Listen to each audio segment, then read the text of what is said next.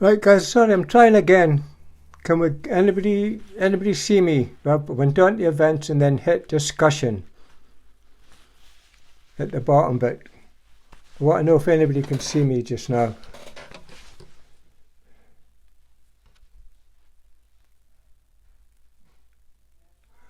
I'm watching myself on June's iPad, and I can see myself. Anybody else see me?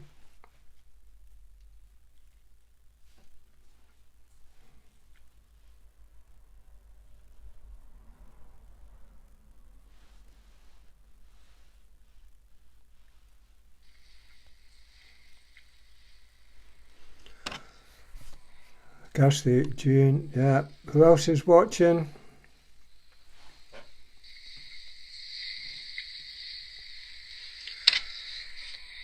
Kirsty, June, yeah.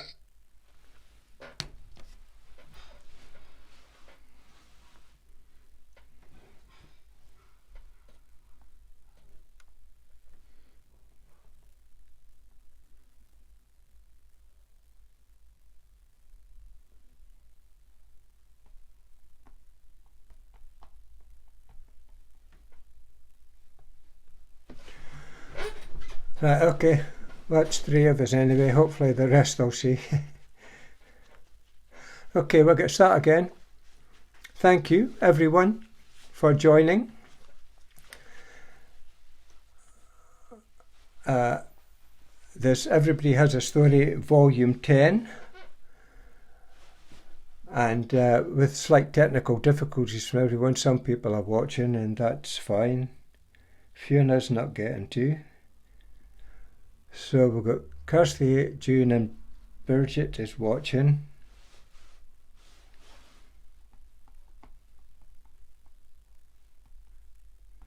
We'll keep going with this. I'm not giving up.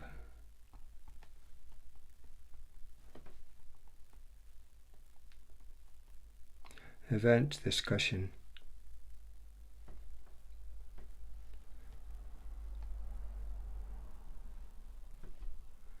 So, I know, hang about, folks. Sorry about this. It worked previously. It should be working now.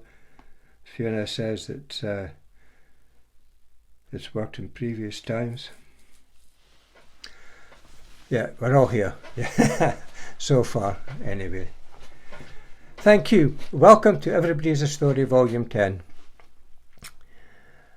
This one was supposed to be held back in March at Bonobo, but because of COVID, we've had to stop it. I usually start the evening, and I'm going to carry on starting it this time as well. And hopefully by the time we get further on, more people have joined. Back about 6, 7, 8 years ago, I was finishing my work about 3 o'clock on a Sunday morning, and I was heading up South College Street, ready to head home. I'd already switched off my radio and decided that enough's enough. I'll do one more hire and then I will go home.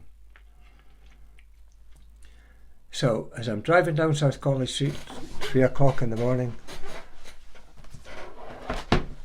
there was the only car on the road, and there was about 4 young men walking up the middle of the dual carriageway, as they often do. I decided that they weren't going to move by the time I got there, so I slowed right down, and when I came up to the front of them, I came to a stop. These guys, 2 of them went onto the pavement and walked up the road. 1 of them stepped onto the central reservation, and the 4th one just stood where he was and didn't move. I tried to drive past him. He moved towards me. I'd move back. He moved back. At this point, I decided that I would lock my doors, because I had no idea if the other people were at this time, and I was beginning to get scared. The guy in front of me then decided he was going to climb up on the bonnet of my car. And the guy at the right-hand side, I caught him out the side of my eye, was standing, as they would say, acting menacingly.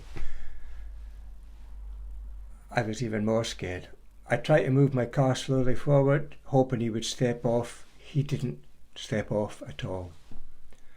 So I moved forward slightly more, veering to the left, then veering to the right, very slowly because I didn't want him falling off and ending up under my wheels. You may think I want that, but no, I didn't.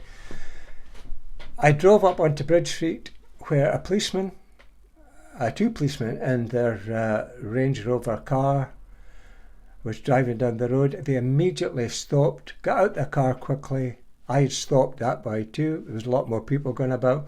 They arrested the chap and they says to me, "That's fine, we've seen what's going on." And I says, "Do you want a statement?" He says, "No, we've seen everything, we'll contact you later." I went, "Great." I drove up onto Union Street, turned onto Union Street, got waved down by another policeman. This policeman then says, "Did you have an incident a minute ago?" And I went, "Yes." And he said, "Well, do you mind if I take a statement?" I says, "Well, I just spoke to another policeman. He said it's okay." He says, "Well, I've got to get one now. I've been told to get one." Fine. So I gave him a quick statement of what happened. And then he says, "Okay, we'll go forward with this."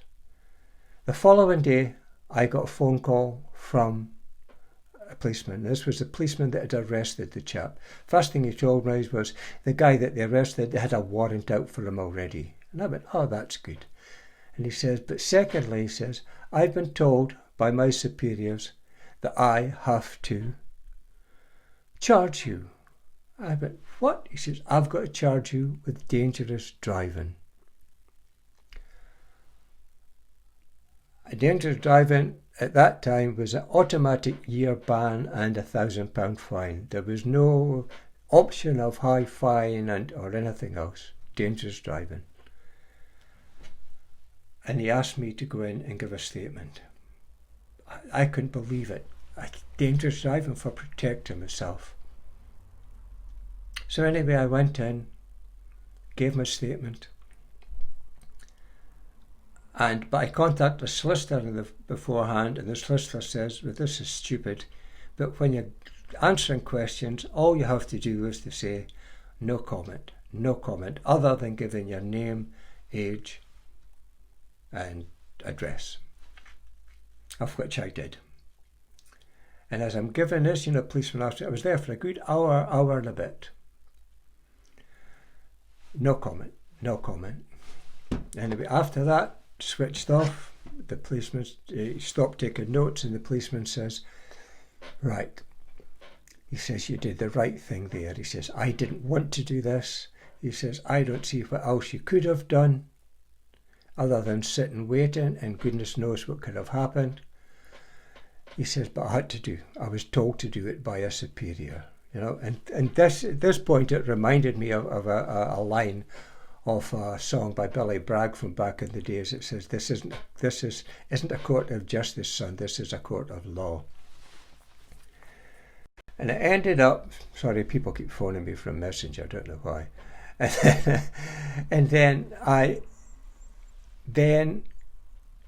had to wait a good few months, working away, not knowing what was happening. Contact my solicitor, he says, "No, they're going ahead with it, they're not stopping," despite the fact he got statement from the chap, who by this time was inside Craig Inches. The chap says, yes, it was all his fault. What else would the driver do? Da-de-da, all that way through. And I had to go to court with this prospect at that point of not only losing my livelihood, but losing my house, losing everything, because I still had a mortgage at that time. And my wife didn't work, only breadwinner. So I believe you that this was the longest 6, 8, 9 months, whatever it was, I think I've ever had. I had no idea what I was going to do. Anyway, the upshot of it is, on the day of the court, my solicitor came running up to me and he says, "Good news," he said, "I've just spent the last couple of hours with the Procurator Fiscal trying to get them to drop this because it's nonsense. All the witness and everything else says the thing, but he wanted to go ahead with it.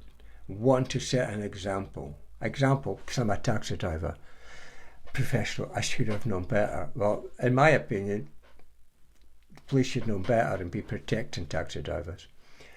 Anyway, the upshot of the thing was the fiscal decided to drop the charges, but hold it on abeyance, I can't remember what the proper term is, for, I think it was a period of a year or maybe 2 years, so that if anything happens again, if I get attacked again and try to protect myself, he's trying to say, then it would be introduced back into the charge sheet. So it was all dropped, and I just a solicitor's bill to be, and it was a happy ending. But I understand in a lot of cases why people don't want to trust the police. Even this good policeman, or trust the system, should I say, not so much the police, although there's a lot of police that just won't do anything about anything. High-ranking official who'd be watching the TV cameras and decided I was the criminal and not the victim. Okay, thank you for listening. I'm going to stop the video now, and I'm going to start posting the first of the pre-recorded videos, hopefully. And this one was sent to me today from Fiona. Thank you.